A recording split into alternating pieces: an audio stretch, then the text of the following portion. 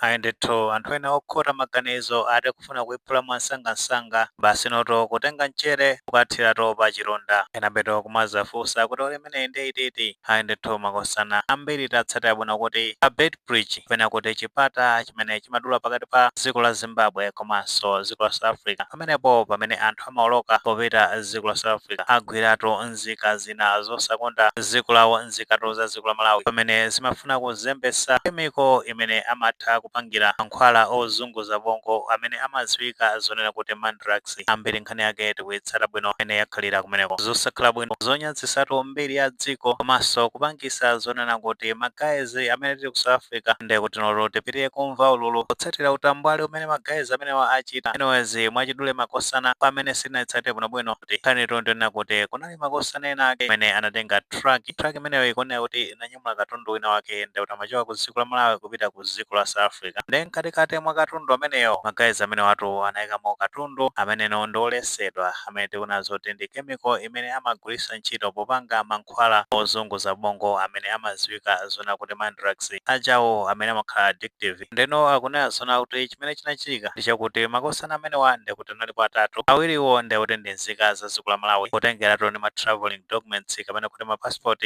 amene anthu amenewo akupanga hodi kuphatikiza pamenepo truck imene amayendesa ndi kuti nonso inali ndi registration number ya dziko la Malawi kuphatikiza pamenepo mu truck imeneyo munalinso mkulu wina ameneno ndi wa dziko la Zambia nzika ya dziko la Zambia ndi anthu atatu amenewa anapeza zoti atenga katundu amene yemweno dzina lake amamutchula kuti methoclone yemweno atamuwerengera ma kilograms ake akuti ndi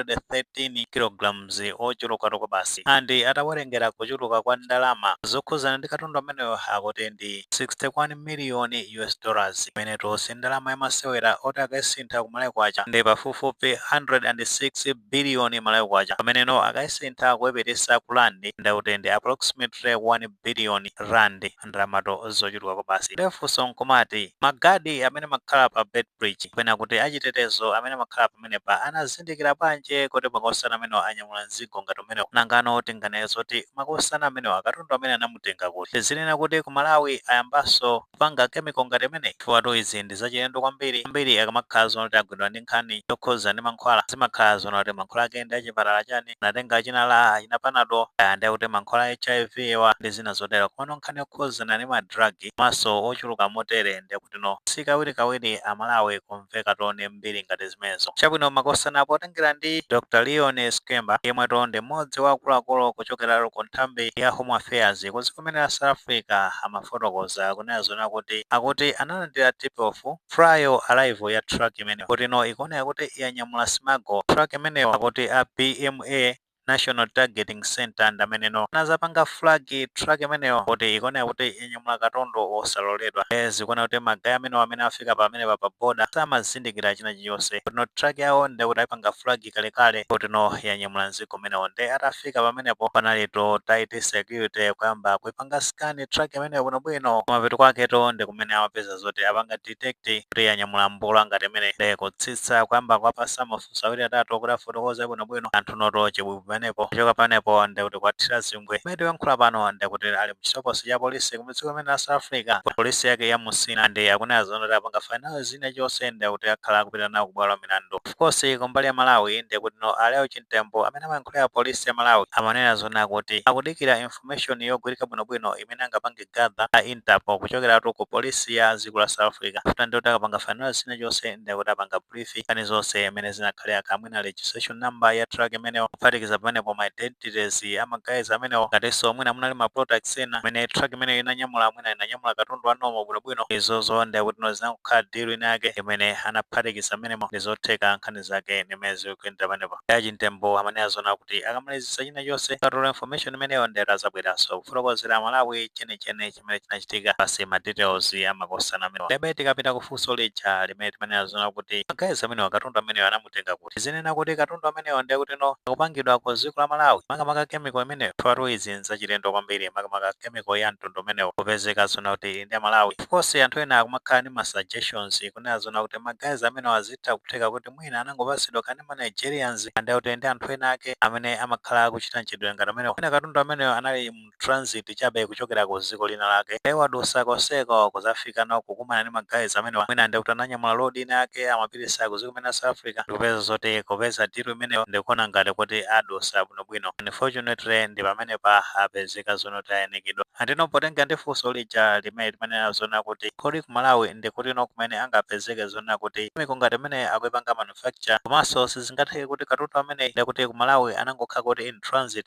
that is ngati anadusa ku Malawi sanadusenso maiko ngati Zimbabwe mwinanso Mozambique mwina kutenga katundu amenewo. Izitu zili chomwechi potengeranso kuti posachedwa pa 13 May chaka chimene cha 2026 ku dziko la South Africa apolisi kumeneko komanso ndi ma authorities ena anagwiratu nzika za dziko la Mexico zokwana 5, nzika za dziko la South Africa zokwana 3 komanso nzika za ku Mozambique zokwana 2 komanso munthu mmodzi amene ndi nzika la dziko la Zimbabwe. Anthu amene wande kuti no anapanga plant machine amene no amatha kupanga manufacture ma drug osiyanasiyana pogwiritsa ntchito clastomethine andi atawerengera ndi kuti laboratory limeneyo estimation yake inalitu worth 1 billion rand ndalamaso zochuluka kwambiri. So nkutheka kuti makosana ngati amenewa ndi amene amatha kupanga connect ndi Amalawi ngati amenewa kamwene kungapasira katundu amenewa kuti no akapita ku dziko la South Africa ndi kuti azikhala kupanga manufacture ma drug amenewa zinthu zake zosakhala bwino. Ndizothekanso kunena zona kuti mwina ino aka truck imeneyo amaziwa deal imene imachitika mwina anangotenga load ina yake yongokhala ngati nyambo komano pasi pa mtima akuziwa zona kuti muli mzigo weniweni umene amazembesa magazi amene afatu ndalama zimene zonse zamasewera mzigo umene utha kutheka kuti umachokera ku dziko lina lake ku Malawi nangodusirako penanso mwina magazi amene anakumana mu Zimbabwe ku Mozambique kumene ndizotheka ndi after kukomedwa ndi ndalama mwina atalonjeza ndalama zambiri ndi kupeza zoti asenza katundu amene yemwe no kumapeto wake ndikuti nowaononga mbiritu ya dziko la Malawi. Kuphatikiza pamenepo ndikuti athiratu mchere pa chilonda ambiri tikutsata bwino mmene zikukhalanso ku South Africa kuno anthu toti kukhala mokhumata kwambiri ndi mmene akuchitira makosana a dziko la South Africa. Paja kunena zona kuti ma foreigners ndi amene akulesera mchitidwe wokhuzana ndi ma drug ndi zina zotero nawo kumapezeka zoti magayi amenewa a dziko la Malawi akukagwidwanso ndi mzigo ochuluka motero zinthuto zosakhala bwino zinthuto zoyipitsana mbiri komanso zopangisa zona kuti anthu ena akhale pa mavuto oti ali pa mavuto kale. Patu makosana tikasatira bwinobwino zimeneno akuyankhula nzika za dziko la South Africa after ndi kuti nkhani imene itangophulika akuyankhulato zinthu zosakhala bwino kwambiri kunyazisatu dziko la Malawi. Tikaona tema vigilantes ngati Dodola achina Macha ndi Mache mosogozedwa ndi Jacinta Zuma akuyankhulato zambiri kwa basi zokhuzana ndi Malawi zinthu zosachita bwino akuchita kunena zoti Amalawi timakutengani ngati anthu odekha chani komano pa zokhazi zizachitika ndi azibale anu awa ndizoti sitingathenso kupangani spare inuyo tikuikani mukategole ya magazi ngati ama Nigerians Akongolezi ndi ena otero. Tithanso kuona chithunzi chimene chikusera pa skrini pa topo zimene zoto ndi zina mwa zomwe akulemba magazi akumene ku South Africa amene wato ndi adodola andinso tikatsata bwino kuti sikalekale pamene no magazi amene wa aku dziko la South Africa akunena zona kuti anthu achoke ku dziko lawo makamaka ma foreigners achoke ku dziko lawo aja achita kupereka deadline kuti pa 30 June chaka chimene cha 2026 zika zonse za maiko ena zichoketu ku dziko la South Africa. Of course mukuyankhula kwawo amwaza kamba zona kuti ma illegal immigrants amene alibe documentations ndi amene ali pa target mano tikumaonanso kuti zikumachitika zinthu zosiyana akumapezeka zona kuti khale amene ali ndi ma legit documents akumapezeka zona kuti nawonso akumana ndi mavuto osati masewera kuchitidwa nkhanza ndi zina zotero khale kuti ma authorities ku dziko la South Africa kumayesesa kumazuzula kuyankhulapo ziwiri zitatu kuchenjeza akuluakulu amenewa makamaka achina Ngizo Nchuno achina Takati achina Jacinta Zuma ndi magulu awo kuti ngati abwereseke onse kumeneko they will be held accountable ndi mmene akumazayankhulira komano tikaona pa ground zimene zikuchitika akuchitatu zinthu zosiyana kwambiri ambiriso titha kusimikiza kuti ma business afoira chani anthu amenewa abweresa chisokonezo osati masewera even malo amene timakhala mmakwalala muli chimpwirikiti chenicheni tikaonanso Cape Town uko posachita pa tinaona kuti kunalinso ziwawa kumeneko makamaka ku skulu kumene ana amaphunzira ndi kuti